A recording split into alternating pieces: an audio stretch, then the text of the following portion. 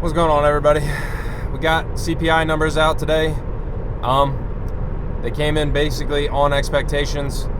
Bear with me here, the terminology. I'm honestly still trying to learn it, understand everything. But generally, like I said, we're at expectation. Headline inflation was 2.7 last month. We're at 2.9 now.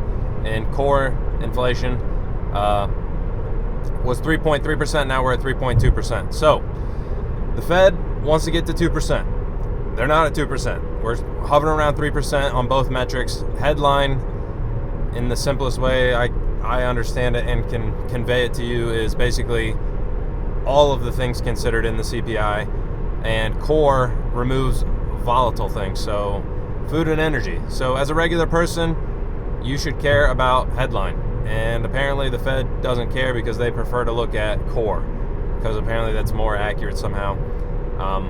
In reality, I don't think it is. So the stock market like this, they reacted generally good, kind of popped off this morning. Crypto's up, stock market's up. And I've heard it explained a couple different ways. I think generally it's just the trend is being confirmed that we're headed in the right direction, but we're kind of stagnating here around 3%. And if you've watched the videos in the past, I mean, we've been cruising around 3%, a little over 3% for a while now, and that's not going to cut it. Like I said, if you're a regular person and you're looking at headline, it went up actually.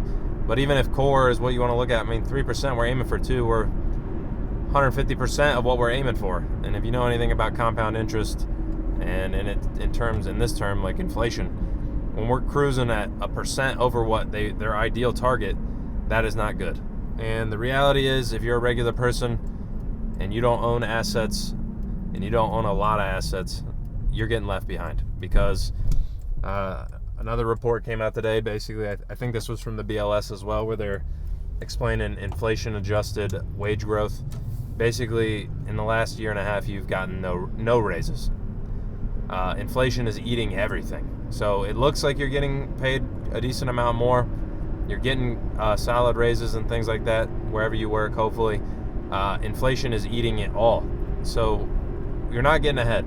The only way to get ahead is assets, and that's why stock market goes up. That's why home prices go up. I was just listening to Clear Value Tax talk about it. I think he's a great YouTube channel. Go check it out. Simple terms, like I said, assets go up. If you're relying on the dollar cash, you're going to get left behind. The problem is regular people don't have a lot of assets. My hope would be, if you're watching this YouTube channel, you're one of these people that even if you have just a W-2 job, you're just a regular Joe. We're just doing it the regular way. If you're just investing 401k, things like that, you're trying to maximize your assets and limit your liabilities on things that depreciate and will ride the dollar down into nothingness. And I think his explanation was solid. It's literally just all based around the debt crisis. He was making the point that as the government continues to borrow and spend more money than we have, they print money, they borrow more and more every year, that will devalue the dollar, and the only option is for assets to go up. Short term, you can have volatility, stock market goes up, down, whatever, but the trend is up. Stock market goes up because the dollar goes down, and the dollar goes down because we keep borrowing more and more money, and we devalue it. How long we can devalue it, I don't know. You're going to have to go ask economic theorists about that.